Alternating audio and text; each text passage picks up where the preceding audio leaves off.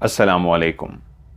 Horror stories के एक new episode के साथ मैं हूं मजहर मलिक। कैसे हैं आप लोग? उम्मीद है खैरियत से होंगे। आज की ये खौफनाक कहानी जो मैं आपको सुनाने जा रहा हूं, ये मुझे भेजी है फातिमा ने मुजफ्फरगढ़ से। फातिमा कहती हैं कि आज जो मैं आपको कहानी सुनाने जा रही हूं, इसमें मेरी अपनी आप बीती भी है और मेरी पैदाइश से पहले के वो वाक़यात जो मैं भी नहीं जानती थी, लेकिन जब मेरे ऊपर कुछ इस तरह का खौफनाक और भयानक गुजरा तो वो सब वाक़यात जो पूरे गांव वाले जानते थे मेरे भी इल्म में आ गए। जैसा कि यहां पे मैंने अपने गांव का नाम रेयल बताया है, मुजफ्फरगढ़ ये एक सरायकी इलाका है।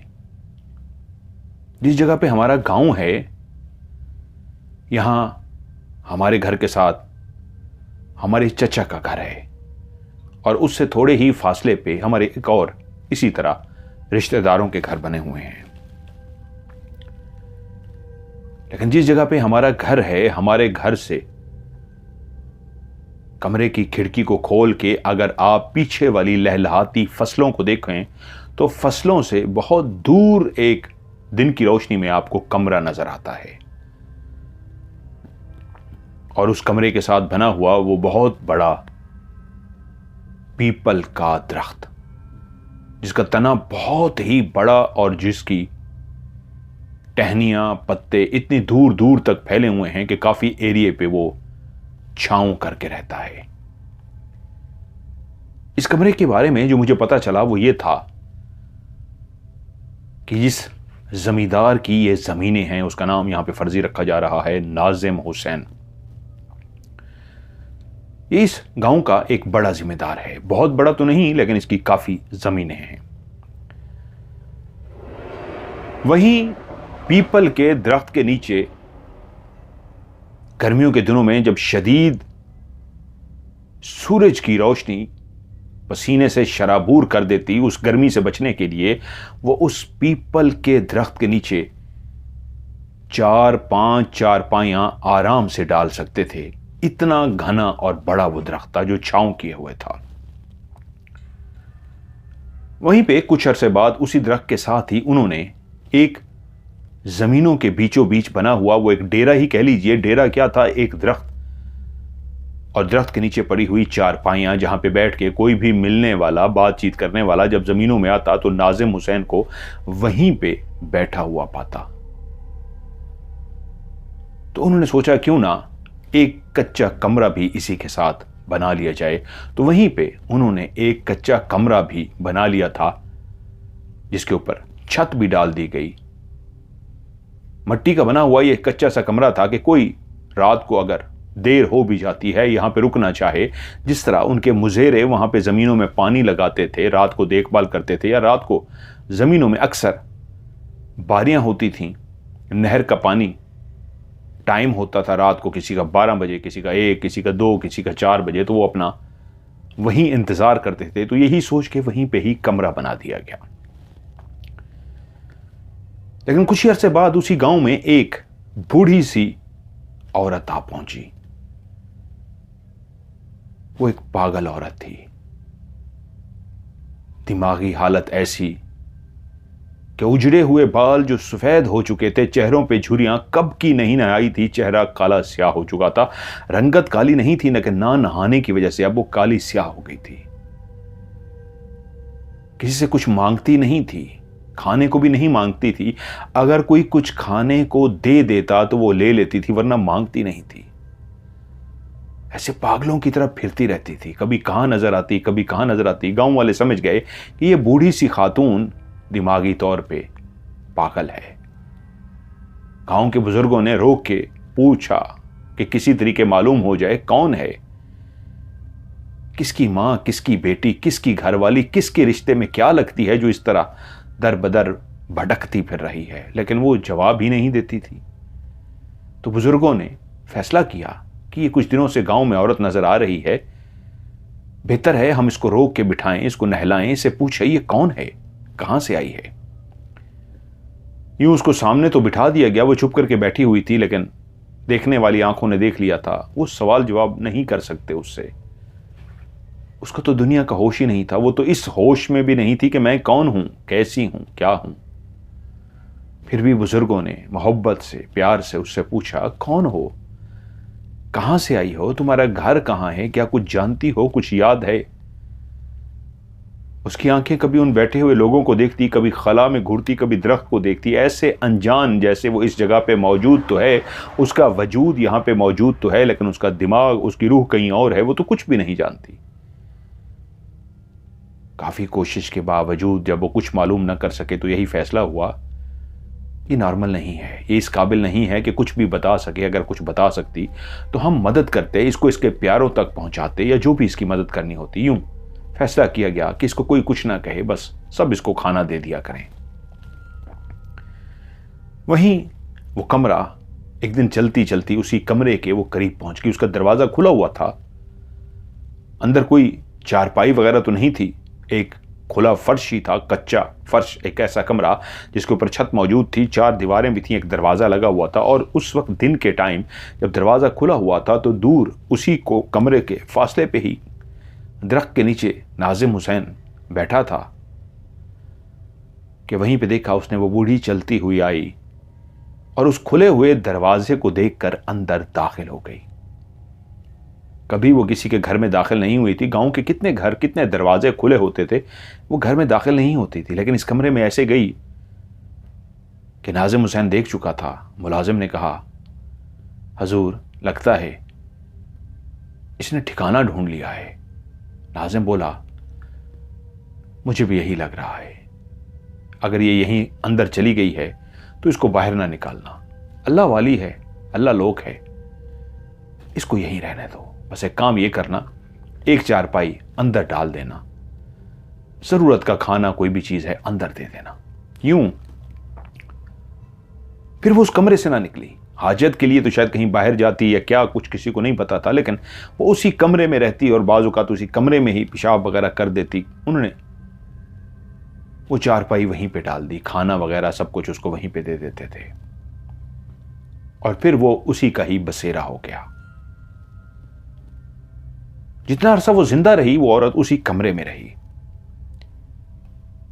लेकिन एक रात वो वहां से चली गई थी, कोई गांव में नहीं जानता था, सबके लिए यही मालूम था कि वो जो एक अल्लाह लोक है, अल्लाह वाली है, नाजिम हुसैन की जमीनों में बनी हुई उस कच्ची कोठरी में रहती है। लोग खाना पहुंचा जाते थे। गांव के बने हुए जो घर काफी फासले पे थे, जिनकी खिड़कियां पीछे जमीनों की तरफ खुलती थीं। गांव के लोग अपने अपने घरों में सोए हुए थे।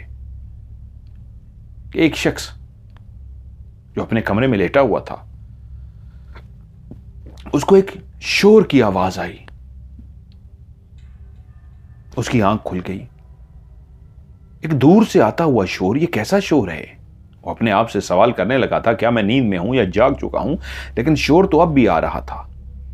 वो उठा, शोर की सिमत का तयन किया तो खिड़की को खोल दिया, पीछे की तरफ देखा तो क्या देखता है, वो कोठरी जिसके अंदर वो बूढ़ी औरत रहती थी, उस कोठरी को आग लग गई है और आग के शोलों में इस तरह वो कोठरी जल रही है जैसे वो मिट्टी की बनी हुई कोठरी ना हो, मिट्टी का बना हुआ वो कमरा ना हो, बल्कि उस कमरे के इर्द गिर्द मिट्टी का तेल या पेट्रोल डाल के किसी ने आग लगा दी हो, ऐसे आग के शोले जल रहे थे। वो जानता था कि इसमें तो वो बुढ़िया सी रहती है। जल्दी से घर वालों को जगाया, इर्द गिर्द के लोगों को भी जगा दिया गया। एक शोर समझ गया और लोग भागते हुए उस बुढ़िया को बचाने के लिए उस कोठी के पास पहुंचे। लेकिन मंजर इंतहाई हैरान कुन था। बुढ़िया उस कोठी में मौजूद नहीं थी और उस कोठी को कुछ भी नहीं हुआ था। गांव वाले जब जागे थे तो बस भागों भाग बचाने के लिए पहुंच गए थे, लेकिन जब वहां पहुंचे और देखा कुछ भी नहीं, कोई आग नहीं, कमरे के अंदर झांक के देखा तो बुढ़िया भी मौजूद नहीं। उससे पूछा, कि भाई क्या हुआ है, तुम्हारा दिमाग ठीक है? तुमने सबको जगाया और कहा आग लगी है, हम तो भाग पड़े, मतलब देखना भी गवारा न किया। यहां तो कोई आग नहीं है। तुमने लगता है कोई ख्वाब देखा है। बहरहाल वो लोग वापस आ गए, लेकिन अगले दिन बुढ़िया वहां पे मौजूद थी। अब गांव वाले नाजिम हुसैन से बोले कि रात ऐसे ऐसे हुआ था, आग लगी थी, हम आए थे, लेकिन बुढ़िया नहीं थी, लेकिन फलां ने आग देखी थी, आग भी नहीं थी। 2-3 दिन खैरियत से गुजरे कि एक और शख्स ने, एक पहले वाले ने देखा था, उसको छोड़ के गांव के एक और शख्स ने उसी कोठरी को फिर से आग की लपेट में देखा। आग के शोले ऐसे बुलंद हो रहे थे कि वो डर गया। वो उन लोगों में शामिल था जो पहले भी एक दफा जा चुके थे, लेकिन उसको नाकाम लौटना पड़ा था बाकी लोगों की तरह, क्योंकि वो ये कहते हुए आए थे कि लगता है उसने ख्वाब देखा है। उसने भी जब अपनी खिड़की से मंजर देखा कि आग इस तरह लपेट में ले चुकी है, क्या मैं भी उस शख्स की तरह ख्वाब देख रहा हूं या ये हकीकत है? ये सोचते ही उसने पहले घर वालों को जगाया और कहा, उठो और देखो मेरी तरह क्या तुम्हें भी वो आग नजर आ रही है? घर वालों ने देखा, हां, कोठरी को तो आग ने अपनी लपेट में ले रखा है। इसका मतलब है ये कोई ख्वाब नहीं, हकीकत है।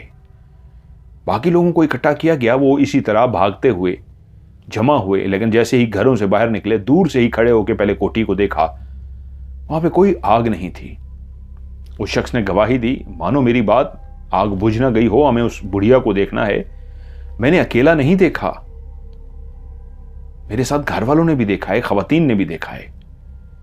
उस शख्स के कहने पे वो उस कोठरी के करीब गए, जाके देखा तो वहां पे कोई आग नहीं थी, लेकिन वो बुढ़िया भी उस वक्त रात को मौजूद नहीं थी। उसकी चारपाई खाली पड़ी थी। शायद हाजत के लिए गई हो या क्या, कहीं कहां थी, कोई नहीं जानता था। जब सुबह हुई, फिर से नाजिम से पूछा गया, क्या तुम जानते हो रात को बुढ़िया क्या इस कमरे में नहीं होती? क्योंकि दिन को उन्होंने देखा था वो अपने कमरे में मौजूद थी। नाजिम ने कहा, जब से उसने इस घर के अंदर, इस कोठड़ी के अंदर बसेरा डाला है, तो बस मेरा तो इतना ही काम है कि ये हवाले उसके कर दी है कि अब उसके अंदर रहे। मैंने बनवाई तो अपने लिए थी कि कोई मुलाजिम या मैं कभी सोना चाहें, रात को रुकना चाहें, यहीं पे रुक जाए, लेकिन जब से उसने अपना ठिकाना बनाया है तो हमने उसी को दे दिया। इससे ज्यादा मैं कुछ नहीं जानता। गांव वाले खाना दे जाते हैं या मैं अपने घर से खाना भिजवा देता हूं। लेकिन आप लोग बता रहे हैं कि पहली रात भी वो नहीं थी, कल रात भी ऐसा हुआ थे, वो अंदर नहीं थी, दिन को तो वो मौजूद है, अभी भी अंदर है। लेकिन आग वाली बात की मुझे समझ नहीं आई। अगला पूरा हफ्ता गुजर गया, किसी ने कोई आग नहीं देखी। लेकिन दूसरा हफ्ता, तीसरा हफ्ता, यहां तक कि 1 महीना गुजर गया। गांव के लोग समझे शायद किसी का वहम था या क्या था। 1 महीने के बाद फिर से गांव के एक शख्स ने वही मंजर देखा कि उस मट्टी की बनी कोठड़ी को आग ने अपनी लपेट में ले लिया है। ऐसी आग जिसके शोले इस तरह अंदाज में बुलंद हो रहे हैं कि जब उसने अपने कमरे की उस खिड़की को जो हवा के लिए लगाई गई थी, पीछे की जमीनों का मंजर नजर आता था और उन जमीनों से कुछ ही फासले पे, दूरी पे वो कोठड़ी और वो पीपल का दरख्त मौजूद था। तो उसने देखा जिस तरह कोठड़ी को आग ने अपने शोलों की लपेट में ले रखा है, तो इस आग की तपिश को दूर से ही महसूस करते हुए कि जितनी आग है अंदर तो जिंदा कोई रह ही नहीं सकता। लेकिन वो जानता था 2 दफा पहले ऐसे वाकया हो चुका है कि लोग जब वहां पहुंचे हैं तो वहां पे कोई आग नहीं थी। वो काफी देर खड़ा रहा कि आग के बजाय मैं करीब जाऊं, जल्दी से गांव वालों को जगाऊं, और लोग जब जाग जाएंगे और मैं उनको जगा लूंगा, बाहर निकलेंगे तो आग एकदम से बुझ जाती है। ये है क्या? एक उसके दिल में जो ख्याल आया, उस ख्याल को तस्कीन पहुंचाने के लिए कि मैं पूरा मंजर देखूंगा, कैसे बुझती है, कैसे लगती है। वो तकरीबन आधा घंटा खड़ा रहा और आधा घंटा मुसलसल आग लगी रही, यहां तक कि तकरीबन अंदाजे से, घड़ी तो नहीं थी उसके पास, 1 घंटा गुजर गया और आग जिस अंदाज में लगी थी, ना उसमें कमी आ रही थी ना वो बढ़ रही थी। जैसे शोले आग ने आग के शोले उसने शुरू में देखे, वैसे घंटे बाद भी वैसे ही शोले निकल रहे थे। उसने घर वालों को जगाया और कहा, मैं 1 घंटे से देख रहा हूं, क्या आप लोगों को वो आग नजर आ रही है? सबने कहा हाँ। उसने कहा, मुझे 1 घंटा हो गया, ये आग बुझी नहीं है। आप एक काम कीजिए, आप लोग यहीं खिड़की के पास ही मौजूद रहिए, मैं गांव वालों को जगाता हूं, बाकी घर वालों को जगाता हूं और हम आग की तरफ जाएंगे। क्योंकि पहले 2 दफा ऐसा हुआ है कि जब लोग घरों से निकल के आग की तरफ जाने लगे हैं तो आग बुझ गई है। आप लोगों ने मुसलसल आग के सामने रहना है और हम लोग जब उस तरफ जाएंगे, अगर हमें आग जलती हुई नजर आई तब तो हम चले जाएंगे, लेकिन अगर नजर आया कि आग बुझ गई है तो कम से कम आप लोगों से पूछ सकेंगे, क्या आप लोगों ने आग को बुझते हुए देखा? इतनी शोलों से भरी हुई आग बुझती कैसी है? एकदम से आहिस्ता आहिस्ता कोई बुझाता है, कम से कम कोई देखने वाला तो हो। घर वालों को भी आइडिया अच्छा लगा। वो लोग खिड़की के सामने खड़े हो गए। वो शख्स किया और इर्द गिर्द के जितने भी कुछ घर थे उनको जगाया। रात को वो गहरी नींद सो रहे थे, जब सबके वो दरवाजे खटखटा रहा था, फिर से वो परेशान हो गए, अल्लाह खैर करे, रात के इस पहर दरवाजा खटखटाया जा रहा है, कौन है? खैर जाग गए, पूछा क्या हुआ? उसने कहा आग फिर से लग गई है। उन्होंने कहा यार सो जाओ, पता नहीं क्या चक्कर है। उसने कहा नहीं, आज कुछ मैं ऐसा करके आया हूं, आज कट्टी कट्टा निकल आएगा, जो भी मामला है सुलझ जाएगा, आप लोग बाहर आए। गांव के लोग जानते थे कि ये जो शख्स आज बुलाने आया है ये काफी ज़हीन शख्स है, यकीनन अगर कह रहा है कि आज मामला सुलझ जाएगा तो जरूर सुलझ जाएगा। वो लोग बाहर निकल आए और जैसे ही इकट्ठे हो गए उन्होंने उसी तरफ खड़े होकर देखा जिस तरफ आग लगी हुई थी। तो क्या देखते हैं, आग है ही नहीं। कमरा बिल्कुल अंधेरे में डूबा हुआ है, दूर तक जो अंधेरा फैला हुआ था उसी अंधेरे में वो कमरा भी कहीं मौजूद था जो नजर नहीं आ रहा था। उन्होंने कहा आग तो नहीं है। उसने कहा रुकें, मैंने कहा ना आज मैंने कुछ इस तरह का किया है कि मसला जरूर समझ आएगा। ये सब चलते हुए उसी शख्स के घर के पीछे वाली सिमत में चले गए। जब उस घर की पीछे वाली सिमत में गए तो खिड़की खुली हुई थी और उसके घर वाले मौजूद थे। तो उसने पूछा हाँ आग बुझ गई है, क्या आप लोगों ने आग को बुझते हुए देखा? तो वो बोले क्या आग को बुझे हुए? आग तो अभी भी लगी हुई है, पूरा घर आग में जल रहा है और आप कह रहे हैं आग बुझ गई है। वो जितने भी लोग बाहर खड़े थे वो परेशान हो गए कि नहीं आग तो कहीं नजर नहीं आ रही। उन्होंने कहा हमें तो नजर आ रही है। वो बोला रुको हम अंदर आते हैं। वो जितने भी गांव के लोग जागे थे वो चलते हुए जब सारे अंदर गए और अंदर की उसी खिड़की से खड़े होकर आग को देखा तो आग अपनी जगह पे मौजूद थी। और उस दिन गांव वालों को यकीन आ गया कि जो मंजर आज हमने आंखों से देखा है, बाहर से कोई आग नजर नहीं आ रही, अंदर खिड़की से खड़े होकर देखो तो आग क्लियर नजर आ रही है, जबकि बाहर से क्लियर नजर आनी चाहिए। उन्होंने कहा रुको एक और काम करते हैं, कुछ लोग यहीं पे मौजूद रहें, आग को देखते रहें और कुछ हम लोग आग के करीब जाकर देखते हैं कि माजरा क्या है। और ऐसा ही किया गया। कुछ लोग खिड़की के सामने मौजूद रहे और कुछ लोग चलते हुए आग के बिल्कुल करीब गए। जब उस कमरे के करीब पहुंच गए तो सिवाय अंधेरे के कुछ भी नहीं था, वो कमरा अंधेरे में डूबा हुआ था। और लालटेन जलाए जब उस कमरे के अंदर दाखिल हुए तो अंदर वो बुढ़िया भी मौजूद नहीं थी। कुछ देर वहीं पे खड़े रहे और वापस उस खिड़की के पास आए और उनसे पूछा क्या हुआ, आग लगी हुई है? वो बोले नहीं, जिस अंदाज में आग बुझी है ये नामुमकिन सी बात है, ये बात 100% क्लियर हो गई है। यहां पे अल्लाह की मखलूक है, यहां पे हवाई मखलूक है, यहां पे जिन्नात है, ये जो जगह है ये भारी है। हमने जो मंजर देखा है बहुत ही अजीब और खौफनाक था। कैसा मंजर? उन्होंने बताया कि आप लोग चलते हुई जैसे ही उस आग के करीब पहुंचे हैं तो एकदम से ऐसे आग गायब हुई है जैसे घुप अंधेरा होता है और एकदम बिजली आ जाती है कमरे के अंदर। रोशनी फैल जाती है, या फिर ऐसे समझ लीजिए जैसे कमरे के अंदर रोशनी मौजूद है और एकदम से बिजली को ऑफ कर दिया जाए, एकदम से घुप अंधेरा हो जाता है, वैसा ही मंजर था। जो आग के शोले भड़क रहे थे, आग ने चारों तरफ से उस कमरे को अपनी लपेट में ले रखा था। हमने आप लोगों को जाते हुए देखा, अभी कितनी आप करीब गए थे ये तो हमें अंदाज़ा नहीं है क्योंकि अंधेरा शुरू हो गया था, हम आपको तो नहीं देख पा रहे थे, लेकिन आग की लपेट में उस कोठड़ी को देख रहे थे जो आग के शोलों की वजह से क्लियर नज़र आ रही थी। लेकिन एकदम से ऐसे लगा जैसे लाइट चली जाती है, किसी रोशनी को बुझा दिया जाए तो एकदम से अंधेरा हो जाता है। ऐसे ही, बिल्कुल ऐसे ही एकदम से अंधेरा हो गया, जैसे वहां पे आग थी ही नहीं, ऐसे आग बुझ गई तो पता ही कुछ नहीं लगा। उसके बाद मशहूर हो गया कि ये जगह जिन्नात का बसेरा है। वो रात तो गांव वालों ने जैसे कैसे गुजारी, और जब सुबह पहुंचे तो सुबह वो बूढ़ी अम्मा भी वहां पर मौजूद नहीं थी। उससे पहले यह होता था कि वो जब भी जाते थे वो बूढ़ी अम्मा भी वहां पे उनको मौजूद नजर आती थी। आज पहली दफा था वो अम्मा भी नजर नहीं आई। अगला दिन, दूसरा दिन, तीसरा दिन, चौथा दिन, दिन गुजरते गए, लेकिन फिर अम्मा वापस ना आई। ऐसा भी नहीं था कि उस आग की लपेट ने अम्मा को कहीं जला दिया था। अगर आग जैनवन वहां पे लगी होती तो उसके दरो दीवार पे, उस कच्चे घर की छत पे, जो छत बनाई गई थी जिसके अंदर लकड़ियां डाली गई थी, वो सब आग जलाकर राख कर डालती। दीवारों पे आग के निशान होते, लेकिन वहां पे तो कोई निशान नहीं था, तो अम्मा को कैसे नुकसान पहुंचता।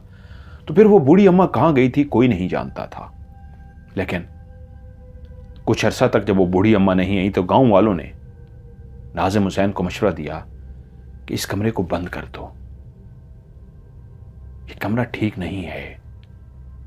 क्योंकि नाजिम हुसैन के जो मुलाजिम थे वो भी उसी गांव के लोग थे जो उसकी ज़मीनों में काम करते थे। अब वो डरना शुरू हो गए थे, जैसे ही अंधेरा फैलने लगता लोग घरों को चले जाते, काम बंद कर देते थे। अब मसला ये था, रात को जब पानी देना होता था, पानी की बारी होती थी, तो वहां पे रात को रुकने को कोई तैयार नहीं होता था उस कमरे के खौफ की वजह से। क्योंकि उसके जो मुजेरे थे वो इतने डर गए थे कि एक मुजेरे ने कहा था रात को पानी लगाने के लिए वो वहां पे मौजूद था कि उसने अंदर से चीखों की आवाजें सुनी हैं, और चीखों की आवाजें क्लियर उस कमरे से आती रही हैं। जब उसने चीखों की आवाजें सुनी है तो वो डर गया, और उस रात पानी की बारी थी, उसने पानी भी नहीं लगाया। सुबह आके पानी लगाया गया। नाजिम हुसैन खफा हुआ कि यार ये क्या बात है। दूसरे शख्स ने कहा ये डर गया है, रात को मैं पानी लगाऊंगा। और दूसरी रात जब दूसरा शख्स वहां पे पहुंचा तो वो कहता है कि मैंने जो मंजर देखा वो बहुत ही खौफनाक था। मुझे डर नहीं लगता, मैं इतना डरता भी नहीं हूं, वहम का शिकार भी नहीं हूं। पहला शख्स शायद वहम का शिकार था, डरता था इसलिए कह सकते हैं, लेकिन मैं तो बहादुर शख्स हूं। लेकिन मैंने रात को जो मंजर देखा वो बहुत ही अजीब सा था। मैंने देखा कि बिल्कुल जैसे आसमान से एक रोशनी का गोला सा आया हो, गोल सा गोला, जिस तरह फुटबॉल होती है ऐसे एक रोशनी का गोला था, तेजी के साथ उड़ता हुआ आया, इतनी तेजी के साथ कि शां करके इसी कमरे की छत पे आया है। वो बड़ा सा एक फुटबॉल के साइज का सफेद रोशनी थी, गोल गोल सी, तेजी से आसमान से आता हो। मैंने उसको देखा और मैं चौंका हूं, ऐसे था जैसे आके इसको तबाह कर देगा, कोई चीज गिरेगी। लेकिन वो छत पे आई है, कुछ भी नहीं हुआ। और मैं खड़ा छत पे ये मंजर देख रहा था कि छत के ऊपर वो जो रोशनी थी आते ही गायब हो गई, और तभी मैंने देखा कोठरी के अंदर से एक साया, जिसके अंदर से सफेद हल्की हल्की रोशनी निकल रही थी, बिल्कुल हल्की सी, क्योंकि घुप अंधेरा था इस जगह पे, तो इसलिए कि वो जो साया सा बना था बिल्कुल इंसान के कद के बराबर था, और उसके जिस्म से क्योंकि सफेद हल्की हल्की रोशनी निकल रही थी इसलिए उस अंधेरे में भी मैं उसको क्लियर देख सका। वो उस कोठरी से बाहर आके खड़ा हो गया, उसने अपने दोनों बाजू ऐसे अपनी कमर पे रखे हुए थे, जैसे कमर पे दोनों हाथ रख के इंसान खड़ा होकर देखता है। रोशनी का बना हुआ वो ह्योला, वो साया सा, सफेद साया सा, कमर पे दोनों हाथ रखे कुछ देर इधर उधर देखता रहा, और उसके बाद उसने चलना शुरू कर दिया। वो चलता हुआ पीपल के दरख्त के पास गया, और पीपल के दरख्त का जो बड़ा सा तना था उस तने के अंदर वो गायब हो गया। क्लियर मैंने उसको देखा है कि पीपल के तने के अंदर जाते हुए बकायदा मैंने उसको देखा और उसके बाद वो गायब हो गया है। अब जिस शख्स के ये मंजर देखा था वो एक बहादुर शख्स था और लोग उसको यकीन करते थे, वो झूठ बोलने वालों से नहीं था। तो अब एक ऐसा खौफ फैल गया कि कोई भी वहां पे रहने को तैयार नहीं था। बस दिन की रोशनी में लोग काम करते और वहीं पे एक शख्स जिसका नाम था मुख्तियार, शहर का आया वो लड़का था तो इस गांव का, लेकिन वो शहर में रहता था। वो आया, उसको सारे वाकयात पता लगे। उसने कहा जी मैं रहूंगा, पैसे डबल लूंगा। उन्होंने कहा जी तुम पैसे ज्यादा ले लो, तुम यहां पे रहो। वो एक बहादुर लड़का था। मुख्तार ने यहां तक कह दिया कि मैं रात को यहीं बाहर चारपाई डालकर सोया करूंगा। गांव वालों ने, बुजुर्गों ने उसको समझाया कि ये ठीक नहीं होगा। ठीक है तुम बहादुर हो, डरते नहीं हो, लेकिन गांव वाले जो मंजर अपनी आंखों से देख चुके हैं वो झूठ नहीं है, इतना बड़ा रिस्क ना लो। उसने कहा जी आप लोग अभी तक देहात में रह के ना देहाती सोच के मालिक हैं, खौफ आपके दिमागों पे सवार है। मैं शहर में रहा हूं, बड़ी दुनिया देख आया हूं, बड़ा कुछ कर आया हूं, कुछ भी नहीं है। मुख्तियार पहली रात वहां पे सोने के लिए लेट गया। 8 बजे 9 बजे तक गांव के लोग सो जाते थे। मुख्तार सिगरेट पीने का आदी था। उसने सिगरेट पिया, सिगरेट पी के वहीं चारपाई पे ही बैठा हुआ था। शायद टाइम, अंदाजे से ही वो लोग टाइम देखते थे, 9, साढ़े 9, 10 बजे का टाइम होगा। उसने कहा मैं सो जाऊं। वो चारपाई पे लेट गया। रात को उसकी आंख खुल गई, शायद उसको पेशाब की हाजत आई थी। वो उस चारपाई से जैसे ही उठकर बैठा और नीचे टांगें लटकाने लगा तो उसी लम्हे उसकी छठी हिस्स ने काम किया और उसने नीचे की तरफ देखा तो उसकी जूती के बिल्कुल पास एक काला स्याह सांप फन फैलाए बैठा हुआ था और उसका रुख बिल्कुल इसी चारपाई की तरफ था। उसने जैसे ही सांप को देखा तो वो चौंक गया कि शुक्र है मैं नीचे पाऊं नहीं मैंने लटकाए, वरना कहीं ये डस ना लेता। वो चारपाई की दूसरी साइड से छलांग मारकर नीचे कूद गया और कोई बड़ा सा पत्थर, कोई ईंट, कोई मिट्टी का बड़ा सा पत्थर ढूंढने, ईंट या कोई चीज ढूंढने लगा कि उसको उठाकर मार सके। और जैसे ही मुड़ा सांप जा चुका था। उसको ढूंढने में इधर टाइम लग गया और जैसी बड़ी सी चीज वो लेकर आया तो देखा सांप जा चुका है।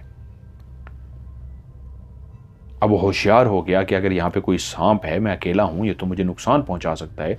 उसने अपनी चारपाई जो बिल्कुल उस कच्चे दरख्त के सामने गिराई हुई थी, डाली हुई थी, वहां से उठाई और दरख्त के नीचे जाकर डाल दी। गांव वालों ने जब देखा तो सुबह उससे मजाक करने के लिए पहुंच गए। एक बंदा वहां से गुजर रहा तो उसने देखा मुख्तियार जो सबसे जिद करके सोने के लिए तैयार हुआ था वो उस कमरे की बजाय दरख्त के नीचे सो रहा है। उसने सोते हुए मुख्तियार को देखा तो आवाज दी, ओए मुख्तियारे, ओए मुख्तियारा।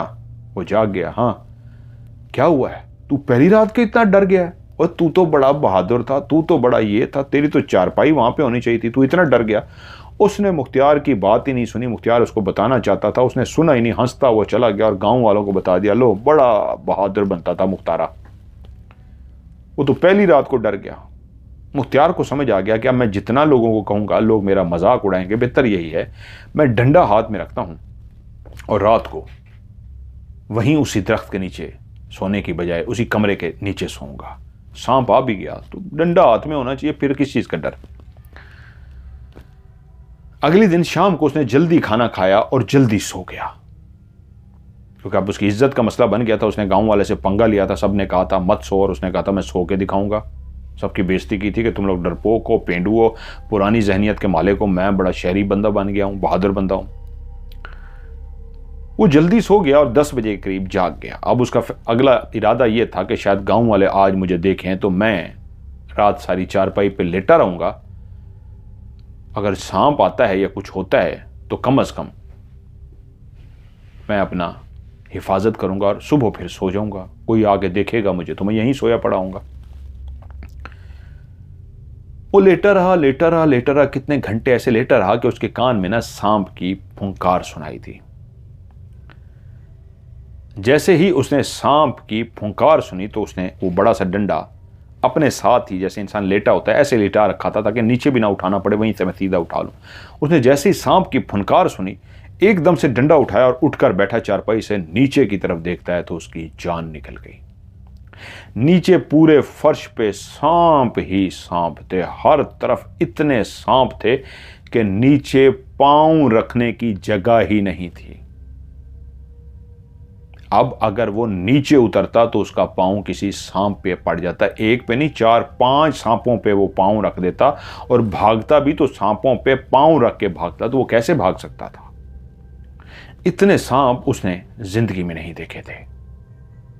जब उसने चारों तरफ घूम कर देख लिया, चारपाई के लेफ्ट राइट और सर वाली साइड पे, पांव वाली साइड पे, कि सांप ही सांप हैं, काले स्याह और जुड़े पड़े हैं एक दूसरे के साथ। उनमें शुक्र है फन फैलाए कोई भी नहीं बैठा था, वो नीचे पड़े हुए थे और रींग रहे थे। उसने जोर जोर से चीखना शुरू कर दिया। वो इतना डर गया सांपों को देख के कि उसकी हालत खराब हो गई। उसको लगा कि अब तो मौत पक्की है, इतने सांपों का तो मैं मुकाबला ही नहीं कर सकता। जिन क्या होते हैं, भूत क्या होते हैं, आग क्या होती है, वो सब भूल गया। वो इतने सांपों को देख के जोर जोर से चीखता रहा, बचाओ बचाओ बचाओ की आवाज़ें लगाता रहा। और उसके बाद गांव वालों को जब वो आवाज़ें गई, उनको पता लग गया मुख्तियार है और ज़ोर ज़ोर से चीख रहा है। सब उठ के उन्होंने फैसला किया, यार गांव का नौजवान है, बेवकूफ़ी कर गया, इसको बचाओ। उन्होंने मुख्तियार को बचाने का फैसला किया। सबने डंडे सोटे पकड़े, नौजवान भी और कुछ जो बहादुर थे वो भी तैयार हुए। और जब वो वहां पहुंचे तो क्या देखते हैं, मुख्तियार बिस्तर पर गिरा पड़ा है और सो रहा है। उन्होंने जाके उसको जगाया, मुख्तियार, ओए मुख्तियार। मुख्तियार न जागे। जब काफी कोशिश की तो पता लगा वो बेहोश हो चुका है।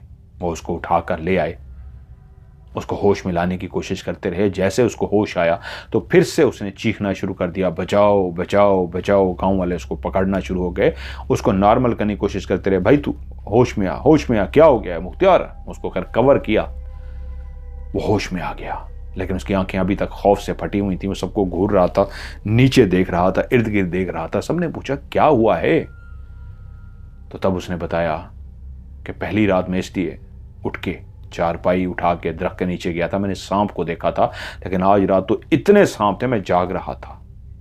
और उसने सारा वाकया सुना दिया, इतने सांप थे, मैंने जिंदगी में इतने सांप नहीं देखे। तो गांव वालों ने कहा अब तो मान ले ये सांप इतने नहीं हो सकते जितने सांप तू बता रहा है, ये फिर अल्लाह की मखलूक है। तू मानता नहीं था ना, उन्हें तेरी दूसरी रात ही होश ठिकाने लगा दिए, अब अल्लाह से तौबा कर। वो इतना डर गया, इतना डर गया कि उसने वाकई अल्लाह से तौबा की और कहा मैं आज के बाद वहां पे नहीं सोऊंगा।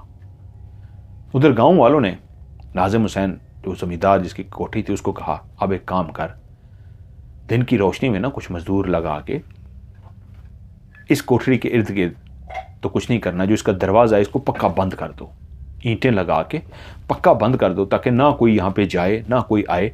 और ये दरख्त भी छोड़ दो, कोशिश करो शाम के बाद इस दरख्त के पास भी कोई ना जाया करे।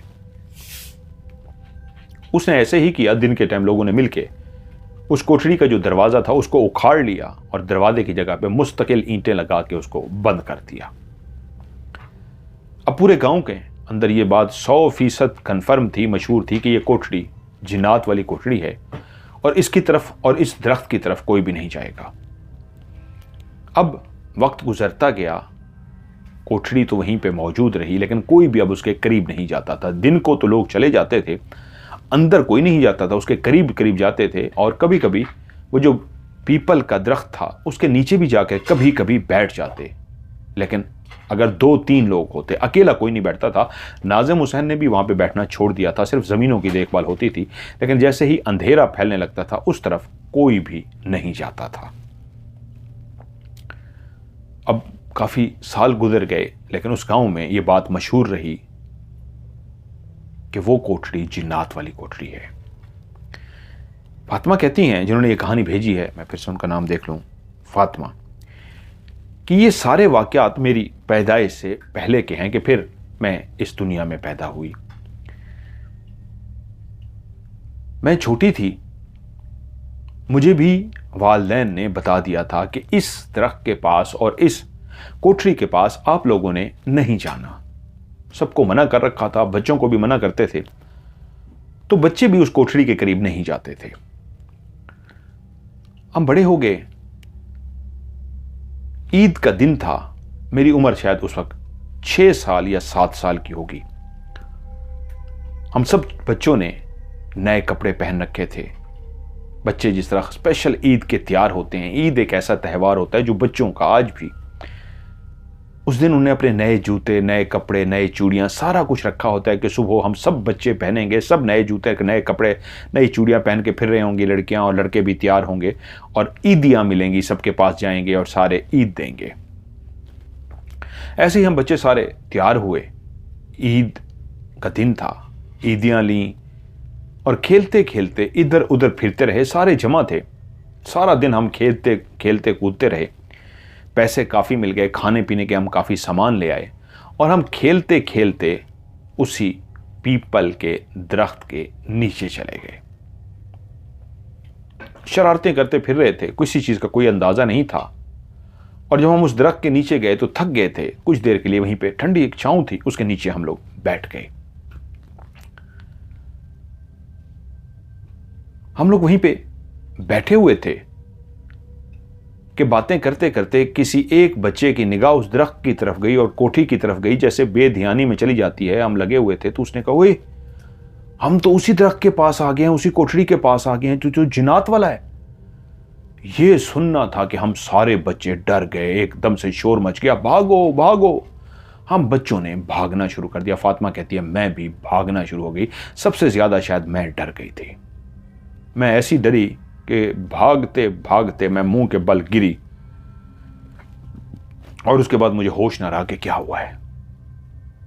जब मेरी आंख खुली तो मैं अपने घर में मौजूद थी, लेकिन मेरे घर वाले बहुत ज्यादा परेशान थे। और मुझे होश पे आने के बाद पता चला था कि मैं 1 दिन के बाद होश में आई थी, पूरे 1 दिन के बाद। वो सारे मेरी वजह से बहुत परेशान थे और उन्होंने बताया कि हुआ ये कि मैंने उनको बताया कि जब हम इस तरह सारे भागे तो मैं तो भाग रही थी और गिर गई थी। तो घर वालों ने पूछा कहाँ गिरी थी, तो मैंने बताया फलां जगह थे। तो उन्होंने बताया कि नहीं, जब हमने तुम्हें उठाया है तो तुम उस दरख्त के नीचे बेहोश पड़ी हुई थी। हुआ ये कि बच्चे जब भाग रहे थे तो भागते भागते शायद किसी ने मुझे देख लिया कि मैं गिरी हूं और बेहोश हो गई हूं। तो वो रुके तो नहीं, भागते गए और घर जाके बताया कि ऐसे हम वहां पे थे, भाग गए हैं और फातिमा वहां पे गिरी है और फातिमा बेहोश हो गई है। और घर वाले जब फातिमा को ढूंढने के लिए वहां पे पहुंचे तो जिस जगह पे फातिमा को कहा गया था बेहोश हो गई है, वो फातिमा वहां पे नहीं थी, बल्कि उसी पीपल के दरख्त के नीचे बेहोश पड़ी हुई थी। उसको वहां से उठा के लाए और पूरा 1 दिन लग गया उसको होश में आने पे। उधर उससे पहले ही जो नाजिम हुसैन थे उसको गांव वाले कह चुके थे, एक काम क्यों नहीं करते यार, इस कोठड़ी को गिरवा दो, वैसे भी तो बंद पड़ी है, बेहतर है मजदूरों को बुलाते हैं, गांव वाले मिलके इस कोठड़ी को गिरा देते हैं और ये जो पीपल का दरख्त है इसको भी उखड़वा दो, बंदे बुलाओ, इसको काट देते हैं। उसने कहा यार ये बेहतर है, ये इसका हाल यही है और कोई समझ नहीं है। तो उन्होंने गांव के कुछ लोग बुलाए कि यार कुल्हाड़े से ना इसको काट दो। वो लोग कुल्हाड़े का उस दरख्त पे वार करते थे तो बजाय कुल्हाड़े की चोट जो दरख्त के अंदर लगती थी, वो जितनी ज़ोर से ताकत से चोट लगाते उस कुल्हाड़े से दरख्त को, कुल्हाड़ा लगता तो सही लेकिन वापस भी उतनी ही तेज़ी के साथ आता कि वो एकदम डर गए। 2 बंदे उस दरख्त को काटने के लिए खड़े थे। पहले ने ज़ोरदार वार किया और जितनी ज़ोर से वार लगा उतनी ही तेज़ी से जब कुल्हाड़ा वापस आया तो वो डर गया। और यही दूसरे के साथ हुआ। जैसे ही उसने वार किया तो कुल्हाड़ा ना सिर्फ वापस आया बल्कि उस कुल्हाड़े को जो उसने हाथ में पकड़ा हुआ था वो इतनी ज़ोर से उसको लगा उसके सर में आके, कुल्हाड़ा नहीं वो लकड़ी, कि वो ज़मीन में गिर गया और उसके सर से खून निकलना शुरू हो गया। दोनों भाग पड़े। बाकी जो इर्द गिर्द खड़े थे वो भी ये मंजर देख के भाग गए। उन्होंने कहा नहीं, ये मखलूक दरख्त नहीं काटने देगी। तो क्या किया जाए? इमाम साहब को बुलाएं, मस्जिद के जो इमाम साहब हैं उनको कहें, इमाम साहब को कहें बैठ के बच्चों को पढ़ाएं, खुद भी पढ़ें, कुरान पाक पढ़ें। उसके बाद एक काम करते हैं, ट्रैक्टर से बांधते हैं इसको, इस जो कमरा है उसको ट्रैक्टर के साथ डायरेक्ट गिरा देते हैं, बजाय दीवारें गिराएं कुछ गिराएं, ट्रैक्टर को साथ खड़ा करते हैं। कच्ची तो दीवार है, ट्रैक्टर के साथ बांधते हैं, हल मारते हैं, एकदम से आगे जो ट्रैक्टर के लगा हो तो उससे जोर देंगे, छतें गिर जाएंगी। पहले लेकिन आप पढ़ाई कर लें। कारी साहब आए। कारी साहब और कुछ और लोग भी, उन्होंने बैठ के वहाँ पे बाकायदा कुरान मजीद पढ़ा और काफ़ी देर जब कुरान पढ़ लिया गया तो उसके बाद गांव के सब लोग जमा थे, क्योंकि कुल्हाड़े वाले वाक़ये में तो सब जमा नहीं थे। और जब कुल्हाड़े वाला वाक़या सबको पता लगा तो उसके बाद जब कारी साहब ने बैठ के कुरान पढ़ा, गांव के लोगों ने भी पढ़ा, तो उसके बाद सब जमा थे। उन्होंने कहा जी अब ट्रैक्टर चला दो। लो जी, कुरान ख़त्म हो चुका और उसके बाद ट्रैक्टर पे बंदा जाकर बैठा तो उसने ट्रैक्टर को स्टार्ट किया। ट्रैक्टर स्टार्ट ही ना हो। काफ़ी कोशिश की गई, ट्रैक्टर स्टार्ट ना हुआ तो उसने कहा यार धक्का लगाओ, गाँव के लोग तो मौजूद हो, धक्का लगाओ ट्रैक्टर स्टार्ट हो जाएगा। उन्होंने जैसे कैसे ज़ोर लगाया, धक्का लगाया, ट्रैक्टर स्टार्ट हो गया। वो कहते हैं जैसे ही ट्रैक्टर स्टार्ट हुआ तो उसने कहा जी अल्लाह का नाम लो और इसको आप आगे आके कमरे को गिरा दो। ट्रैक्टर अपनी पावर के साथ चलता हुआ सीधा उस कमरे के करीब गया, लेकिन जैसे ही उसके आगे वो जो लोहे का लगा हुआ था उसने जाके उस कमरे की दीवार को टच किया और उसको जोर लगा के गिराने की कोशिश की, तो ट्रैक्टर के पहिए घूमे जा रहे हैं लेकिन 1 इंच भी वो आगे नहीं बढ़ सका। ऐसे लगता था जैसे कोई नादीदा ताकत उसको इतने जोर से रोके हुए है कि ट्रैक्टर आगे बढ़ ही नहीं पा रहा। ट्रैक्टर फुल जोर लगा रहा है और आगे जा ही नहीं पा रहा। तो एकदम से कड़क की आवाज आई है, उसका आगे जो लोहे का लगा हुआ था गिराने का वो टूट गया। उस शख्स ने फौरन ट्रैक्टर को वापस किया, कहता है नहीं भाई ये रिस्क भी ना लेना, मेरा ट्रैक्टर का नुकसान हो गया है, किसी बंदे का नुकसान ना हो जाए। बेशक कारी साहब ने पढ़ा है, जो बेशक कारी साहब ने कोशिश की है, नहीं ये बहुत ताकतवर है, ये कारी साहब के बस की बात नहीं है। या तो कोई और अल्लाह वाला बुलाओ, बहुत ताकतवर बुलाओ, कोई पहुंची हुई हस्ती बुलाओ तो वो कर सकता है, नहीं तो नुकसान हो जाएगा। उसका तो सिर्फ सर फटा है ना, वो मखलूक मार देती, कुल्हाड़ा ही डायरेक्ट सर में मार देती, फिर क्या होता। फैसला ये हुआ नहीं भाई इस कमरे को इसके हाल पे छोड़ दो। तो उस कमरों को यही किया गया था कि उसके दरवाजे के आगे बाद में वो ईंटें लगवा दी गई थी कि इसको मुस्तकिल बंद कर दो, उसको मुस्तकिल बंद कर दिया गया था। लेकिन जब मेरे साथ वाकया हुआ, मैं 1 दिन के बाद होश में आई तो मैं, जिसने देखा तो कुछ नहीं था, लेकिन उसके बाद मुझे सारे वाकयात का पता चला कि इसमें ये वाकयात हो चुके हैं, ये कुछ हो चुका है, इस तरह वाकया था, इस तरह वाकया था। छोटे थे वक्त के साथ पता चलता गया, लेकिन मेरे साथ जो पहला वाकया हुआ वो ये था कि एक शाम को मैं अपने कमरे में खड़ी थी, खिड़की उसी तरफ खुलती थी जिस तरफ पीछे वो खेत थे, जिस तरफ वो सारी खेतों के बीचों बीच बना हुआ वो कमरा जिसके दरवाजे के आगे आप ईंटें थी और वो पीपल का दरख्त। मैं अपनी खिड़की को हवा के लिए शाम के टाइम मैंने खोला और सामने खड़ी थी कि मैंने एकदम से देखा, मैंने जैसे ही खिड़की को खोला है तो खिड़की हवा से शायद खुद ब खुद ठक करके बंद हो गई है। खिड़की जैसे ही एकदम से जोर से बंद हुई है तो मैं आगे बढ़ने लगी हूं फिर से कि मैंने अभी खिड़की खोली थी, शायद हवा हुआ है, ये क्या हुआ है, खिड़की बंद हो गई है, मैं खिड़की को खोलूं। खिड़की को खोलने के लिए जैसे ही मैं आगे जाने लगी हूं तो खिड़की खुद से धड़म करके खुल गई है और मैंने उसी वक्त एक काला स्याह साया अंदर आते हुए देखा है। जैसे ही वो काला स्याह साया उस खिड़की के रास्ते से अंदर हुआ है, ऐसे जैसे कोई उड़ता हुआ आता है, जैसे इंसान सीधा खड़ा हो और उसके बाद उसको लिटा दिया जाए, ऐसे लेटे हुए अंदाज में कोई एक इंसान नुमा काला स्याह साया था जिसका चेहरा तो नहीं था, लेकिन वो जैसे ही अंदर दाखिल हुआ उसको मैंने देखा तो मैं इतनी डर गई और मैं वहीं बिस्तर पर इस अंदाज में बेहोश हो गई कि घर वाले समझे कुछ देर के लिए सो गई है, लेकिन मैं बेहोश हो गई थी। कोई 2 घंटे 3 घंटे बाद जब माँ ने मुझे जगाया खाने के लिए कि इस वक्त सो रही है, इस वक्त सोते नहीं है, उठ जा, तो मैं इतनी डर गई थी मैंने माँ से कुछ भी नहीं कहा। कि मैंने खिड़की खोली थी और खिड़की के रास्ते मैंने क्या देखा था, मैंने कुछ भी नहीं कहा। लेकिन उसके बाद क्या हुआ, एक मामूल सा बन गया। ऐसा मामूल कि मैं अक्सर उस खिड़की के रास्ते किसी काले स्याह साये को अंदर आते हुए देखती और वो अंदर दाखिल हो जाता, अंदर कमरे में किस तरफ जाता, कहाँ छुप जाता, कहाँ गायब हो जाता, कब वापस जाता, मुझे कुछ पता नहीं था। लेकिन इतना पता था एक काला स्याह साया अंदर आता है। मैंने उसको वापस जाते हुए कभी नहीं देखा था, अंदर आते हुए अक्सर उसको देखती थी। शुरू शुरू में बहुत ज़्यादा डरती रही, बची थी, लेकिन यह सिलसिला इतना रहा सालों साल कि मैं उस साये की इतनी आदी होने लगी कि फिर रात को मैं उससे बाकायदा बातें करना शुरू हो गई। एक रात उसी तरह मैंने देखा, मैं बिस्तर पर लेटी हूं कि खिड़की खुद से खुल गई और एक काला स्याह साया अंदर दाखिल हुआ। उसको जैसे ही मैंने अंदर दाखिल होते देखा, वो जब कमरे के अंदर दाखिल हो जाता, कहाँ गायब हो जाता था ये तो नहीं पता, लेकिन उसी वक्त एकदम से खुद ब खुद बोलना शुरू हो गई, जैसे इंसान खुद कलामी करता है अपने आप से। मैंने उससे कहा, मुझे पता है तुम कमरे में आ गए हो। वो सराइकी में इस तरह बोल रही थी, मुझे पता है तुम कमरे में आ गए हो। अब तो मुझे तुमसे डर भी नहीं लगता, अब तो अच्छा लगता है। तुम जब जब मेरे पास होते हो मुझे डर भी नहीं लगता। मुझे पता है तुम मेरी हिफाजत करते हो, तुम मेरी हिफाजत के लिए हो ना। बस हमेशा मेरे साथ रहना, मुझसे कभी दूर ना होना, वरना मुझे डर लगेगा। इसको मेरी मासूमियत समझ लें, एक जादू समझ लें, एक सहर समझ लें, मुझे कुछ नहीं पता, लेकिन मैं ये अल्फाज अदा कर बैठी। और बस उसके बाद एक रूटीन सी बन गई।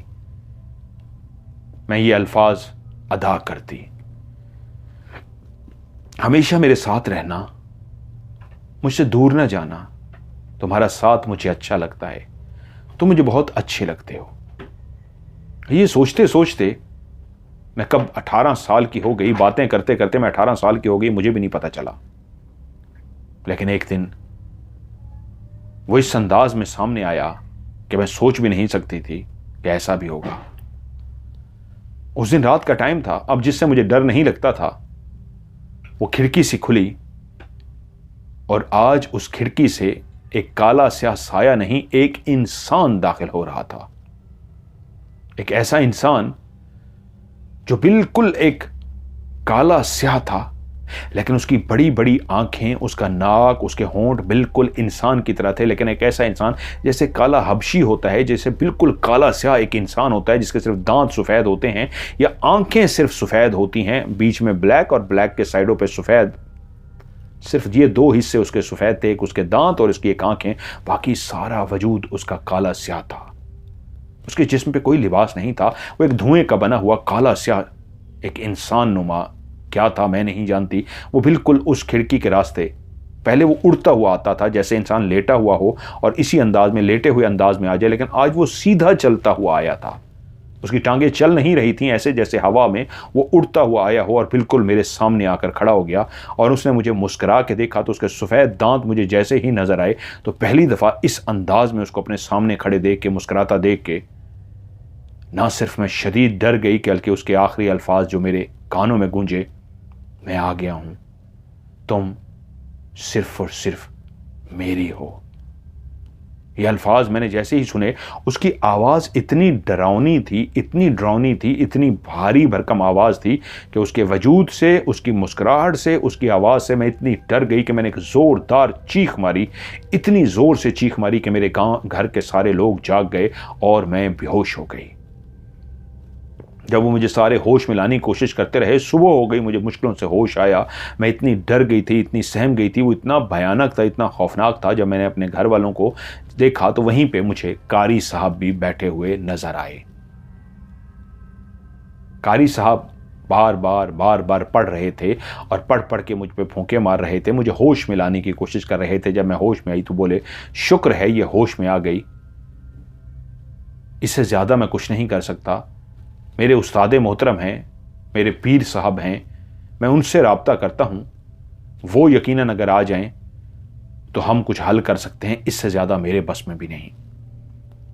घर वालों ने उनसे रिक्वेस्ट की कि आप अपने पीर साहब को बुलाइए, और उधर वो मुझसे मालूम करने की कोशिश कर रहे थे क्या हुआ, और मैंने कुछ भी नहीं किसी को बताया था। मैं डरी हुई थी, सहमी हुई थी, बहुत ज़्यादा खौफजदा थी। उनके पीर साहब आ गए, उन्होंने आके पढ़ाई की, चेक किया, घर के अंदर आके सारा विज़िट किया, कमरे के अंदर आके विज़िट किया, उनको सारी मालूमात बताएगी। तो उन्होंने कहा, एक काम कीजिए, जितनी जल्दी हो सके बेटी की शादी कर दीजिए। मेरी मंगनी तो हो चुकी थी, मेरे मंगेतर का नाम था मोहम्मद हफीज़, मेरी खाला का ही बेटा था। लेकिन अब ये बात घर वालों को पता चल चुकी थी पीर साहब के तवस्सुत से। पीर साहब ने बताया था कि इस बच्ची के साथ एक काला स्याह जिन है, एक काला स्याह साया है जो इसके साथ अटैच हो चुका है, और उस जिन से बचने का एक ही तरीका है, जितनी जल्दी हो सके इसकी शादी कर दी जाए, वरना वो जिन इसको आगे भी तंग कर सकता है। अब मसला ये था, ये बात खाला को भी पता चल गई कि मेरे साथ जिन है और कारी मौलवी साहब ने, वो जो पीर साहब आए थे, उन्होंने ये भी बता दिया था कि ये अब से नहीं है, ये जिन बहुत पुराना इस बच्ची के साथ है।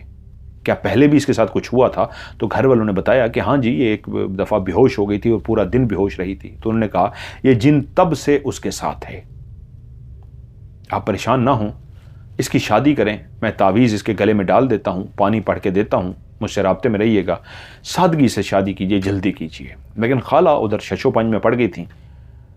वो अपने बेटे की शादी ऐसी लड़की से कैसे कर सकती? मैं भी उनका खून ही थी, लेकिन मेरे साथ जिनात का मसला था, वो डर रही थी। तो अब्बा ने खाला से रिक्वेस्ट की, उनको समझाया, मेरी बेटी का सवाल है, शादी इसका वाहिद हल है, मैं किसके सामने जाऊं? बड़े बैठे आपस में बातें की, खाला मान गई।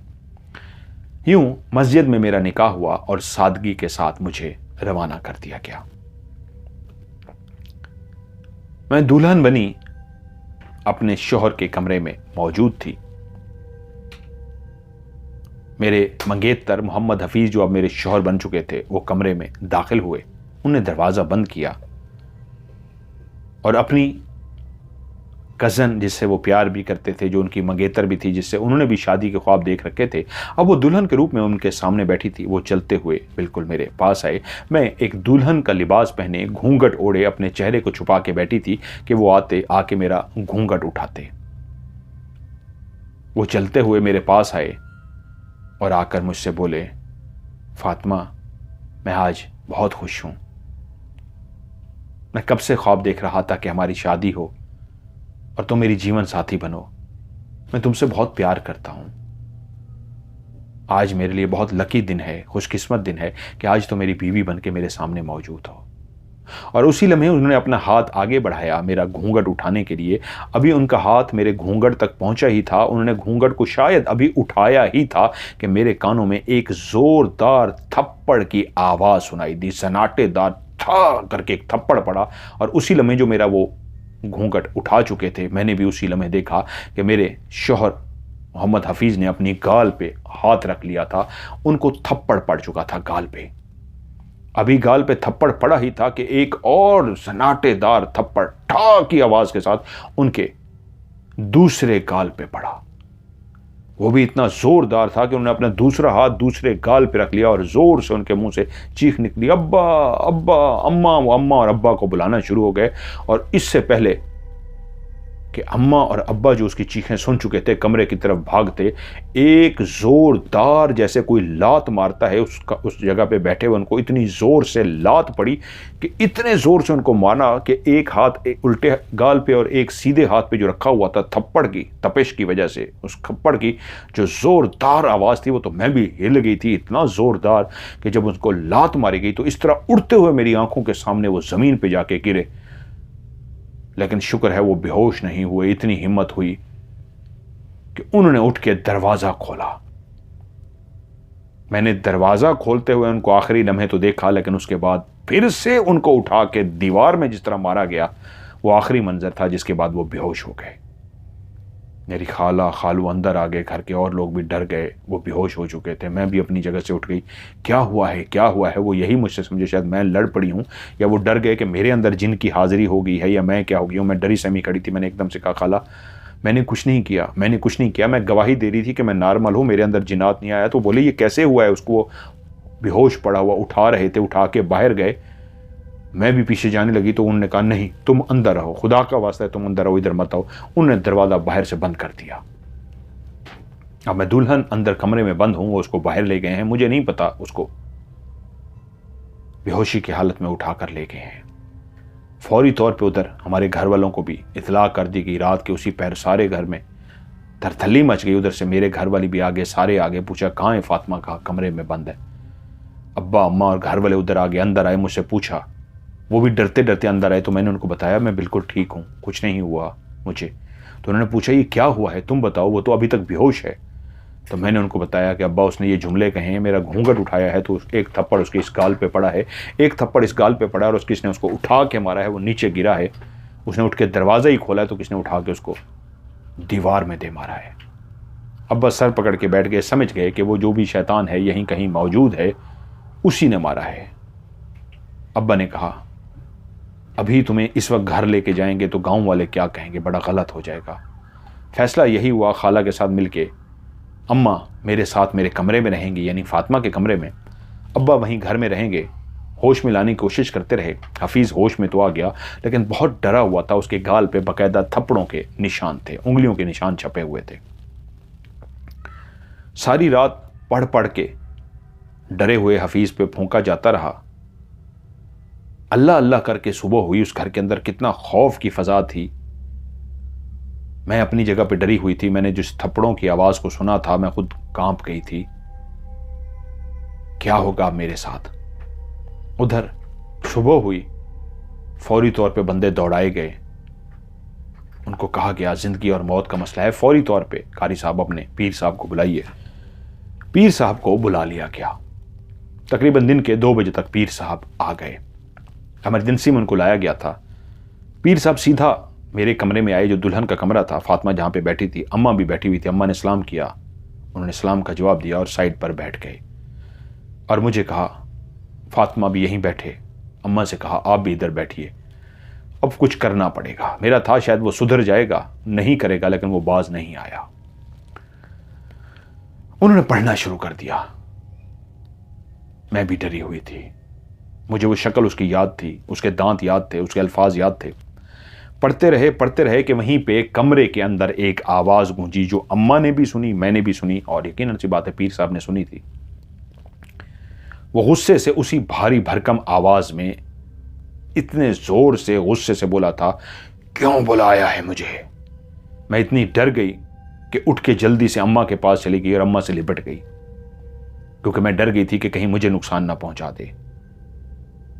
और उसकी दूसरी लाइन थी, ये मेरी है और हमेशा से ये मेरी है और मेरी रहेगी। पीर साहब बोले, मैंने तो तुझे एक मौका दिया था और तुझे नुकसान नहीं पहुंचाया था कि तू इसकी जान छोड़ दे और आराम से चला जाए, लेकिन तूने इसकी जान नहीं छोड़ी और उल्टा उसको नुकसान पहुंचा दिया। उस बच्चे को तूने मारा है। अब मैं तुझसे पूछता हूं, खुद ब खुद मुझे सब कुछ बताना शुरू कर दे, कौन है तू और यह सारा माजरा क्या है, वरना तू सोच मैं तेरे साथ क्या करूंगा। तब उसने कहा, तू जो कर ले तूने करना है, मैं इसको नहीं छोड़ूंगा। ये मेरी है, मैं इसको अपने साथ लेके जाऊंगा। और सुन, तेरे सामने अभी देख, मैं इसको लेके जा रहा हूं। मैंने एक जोरदार चीख मारी, अम्मा से और चिमट गई। अम्मा ने मुझे और गले से लगा लिया। वो भी डर गई, कैसे वो मुझे लेके जा सकता था। हम लोग डर गए कि पीर साहब अगर इतने ताकतवर होते तो इनके कहने पे हमने शादी की थी, लेकिन शादी की रात ही मामला खराब हो गया था। हम लोग पीर साहब पे थोड़ा सा शक करने लगे थे। इसी शक की वजह से हम डर रहे थे कि ये जिन है, ताकतवर है, ले ही ना जाए लड़की को। तो पीर साहब ने कहा, फिर रुक, मैं तुझे अपनी ताकत दिखाता हूं। शायद पीर साहब को भी गुस्सा आ गया था। अपनी ताकत दिखाने के लिए ऊंचा कुछ पढ़ना शुरू हो गए। कुरान मजीद के कुल अल्फाज थे, वो पढ़ते जा रहे थे, ऊंचा ऊंचा पढ़ते जा रहे थे। और वो आवाज़ जो हमने सुनी थी, जिसको देखा नहीं था, चीखों की आवाज़ में बदल गई। कमरे के अंदर चीखें निकल रही थी, जैसे कोई दर्द से चीखें निकाल रहा हो। और फिर से आवाज़ आई, रुक जाओ, रुक जाओ, मैं तुम्हारे आगे हाथ जोड़ता हूँ, रुक जाओ, मैं तुम्हें तुम्हारे खुदा का वास्ता देता हूँ, रुक जाओ। जब उसने चीखते हुए ये खुदा का वास्ता दिया, तो उसी लम्हे पीर साहब रुक गए और बोले, तूने मेरी ताकत देख ली? अब उम्मीद है तू अब इनकार नहीं करेगा। मैं जो सवाल पूछूंगा तू जवाब देगा, वरना बहुत नुकसान उठाएगा। बोल, अब खुद से बताना शुरू कर दे। उसने कहा, मैं उसी दरख्त पे रहता हूं, उसी पीपल के दरख्त पे ना सिर्फ मेरा बसेरा है, वहां पे मेरे और भी खानदान के कई लोग मौजूद हैं। ये ईद के दिन में बच्चों के साथ वहां पे आई थी। बाकी बच्चों के साथ और बच्चे भी थे, लेकिन मुझे सबसे अच्छी यही लगी थी। और जब ये लोग बच्चे भागते हुए घर की तरफ जा रहे थे, ये गिर कर बेहोश हो गई थी, मैं ही था जो इसको उठाकर वहीं पीपल के दरख्त के नीचे ले गया था और वहीं पे लिटा दिया था। और उसके बाद फिर मैं मुस्तकिल इसके साथ रहने लगा। मैं इसके कमरे में दाखिल होता था, इसकी खिड़की के रास्ते।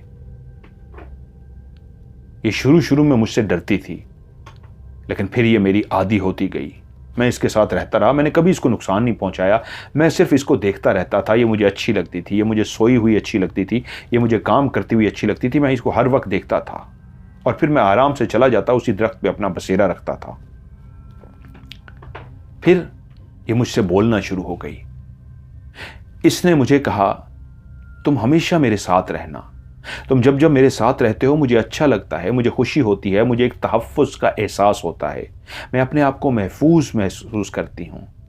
बस अब तुम हमेशा मेरे साथ रहना, मुझसे कभी दूर मत रहना, अब तुम मुझे अच्छे लगते हो। ये इस तरह के जुमले कहती थी, पूछिए इससे।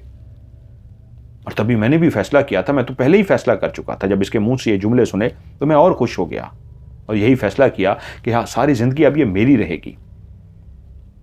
मैं इसके सामने भी आया था, लेकिन ये मुझे देख के डर गई, बेहोश हो गई।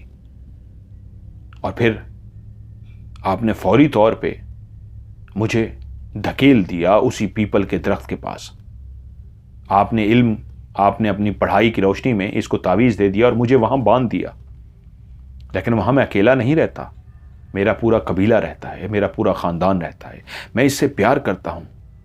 जब आपने मुझे बांधा तो मेरे कबीले वालों ने मुझे ताकत बख्शी और उनकी ताकत से मैं फिर से ताकतवर हो गया। आप यही समझ बैठे कि मैं कमज़ोर हूं। मैं कमज़ोर नहीं था, मैं कबीले वालों की ताकत से फिर से ताकतवर हो गया, आज़ाद हो गया। और किस वक्त आज़ाद हुआ कि जब आपने फौरी तौर पे उसका सादगी से निकाह कराया और रात को जब शौहर उसके कमरे में पहुंचा, उसी लम्हे में आज़ाद हो गया था। और जैसे ही मैं आज़ाद हुआ, मुझे शक्ति मिल गई, ताकत मिल गई, उसी वक्त मैंने देख लिया था कि वो उसका दूल्हा बन के कमरे के अंदर दाखिल होने लगा है। उसी वक्त मैं उड़ा और इससे पहले कि वो इसका घूंघट उठा सकता, मैं कमरे के अंदर पहुंच गया। मैं जैसे ही कमरे के अंदर पहुंचा, मैंने देखा उसके दोनों हाथ उसका घूंघट उठा रहे थे और ये मुझसे कहाँ गवारा होता, मेरी फातिमा का वो घूंघट उठा रहे थे। उसने अभी घूंघट उठाया ही था कि मैंने उसको ज़ोरदार थप्पड़ मारा और साथ ही उसके दूसरे गाल पे थप्पड़ मारा और उसको लात मारी थी। वो उड़ता हुआ दूर जा गिरा। वो दरवाज़ा खोलने लगा था कि मैंने उसके बालों से पकड़ के, गर्दन से पकड़ के दीवार में दे मारा था और फिर वो बेहोश हो गया। मैंने उसको मारा नहीं जान से, मैं उसको जान से भी मार सकता था। लेकिन बात यह है, मेरे ख़ानदान वालों ने, मेरे कबीले वालों ने जो मुझे शक्ति भेजी, मुझे उस पर बहुत नाज था। लेकिन आपने अभी जो पढ़ी हैं आयात, आपने जो पढ़ा है, उससे मुझे लगा है कि नहीं, मैं जल जाऊंगा, मुझे आग लग जाएगी। मैं अब आपसे भीख मांगता हूं, मैं इससे प्यार करता हूं, मैं इससे मोहब्बत करता हूं, ये मेरी है, मैं इसको अपनाना चाहता हूं, मैं दुनिया की इसको हर खुशी दूंगा। पीर साहब बोले, तू एक आग से बना हुआ और ये मट्टी की बनी हुई, खुदा ने जब बीच में पर्दा रखा है इंसान के और जिन के बीच में खुदा ने पर्दा रख दिया है, जब खुदा ने इसकी इजाज़त नहीं दी तो तेरी जुर्रत कैसे हुई मेरे सामने ये जुमले कहने की कि तू इससे मोहब्बत करता है, तू इसको अपनाना चाहता है? तू जिन ज़्यादा है और ये इंसान ज़ादी। तू जानता भी है तेरी तपिश से, तेरी आग से, तेरे नूरी और नारी के मिलाप से ये जल जाएगी। अगर मैं पढ़ूं तो तू रोता है और चीखता है और कहता है तुझे तेरे खुदा का वास्ता, जिससे मुझे पता लग गया तू खुदा को नहीं मानता, नऊज़ बिल्लाह, तो इसलिए मुझे मेरे खुदा का वास्ता दे रहा है। तुझे अपनी जान बचाने के लिए मुझे मेरे खुदा का वास्ता देना पड़ा है और देख, मैंने अपने खुदा का वास्ता सुन के रुक गया हूं, नहीं तो मैं तुझे जला सकता था। जब तू जलने लगा है, तुझे आग लगनी है, आग लगनी शुरू हुई है, तपिश शुरू हुई है, तो उस तपिश को तू बर्दाश्त नहीं कर सका। तेरे वजूद को आग नहीं लगी, पढ़ने से सिर्फ तपिश, गरमाइश, आग की तरह जलन हुई है। तो तूने रोते हुए, चीखते हुए, माफिया मांग के खुदा तक का वास्ता ढेल डाला, क्योंकि तू चाहता था किसी तरीके भी मैं रुक जाऊं। और तू अपनी तपिश को बर्दाश्त नहीं कर सका और अपने प्यार का दावा करके जो तू इसके साथ अगर ताल्लुक बनाएगा तो तेरी तपिश से इसके ऊपर क्या गुजरेगी, तेरी तपिश के अलावा तेरे खौफ से इसके दिमाग पे क्या होगा, तेरे हर वक्त की टेंशन से इसके ऊपर क्या होगा, तुझे उसकी परवाह नहीं है। अपनी जान बचाने के लिए तो जिसको नहीं मानता उसका वास्ता भी दे देता है और तुझे अपनी गर्ज के लिए दूसरे की कोई परवाह नहीं कि उस इंसान पे, उस इंसान ज़ादी पे क्या गुजरेगी। मेरा ख्याल है तुझे पता लग गया है मेरी ताकत का, मैं क्या कर सकता हूं। बस ये आखिरी मौका है, मैं उस दरख्त को ख़त्म कराने जा रहा हूं। आज तो नहीं, लेकिन ये भी मैं कहता हूं कि तुम्हारे कबीले वालों को कह दो अब वो कहीं और चले जाएं। ये गुस्ताखी हुई है और बहुत बड़ी गुस्ताखी हुई है।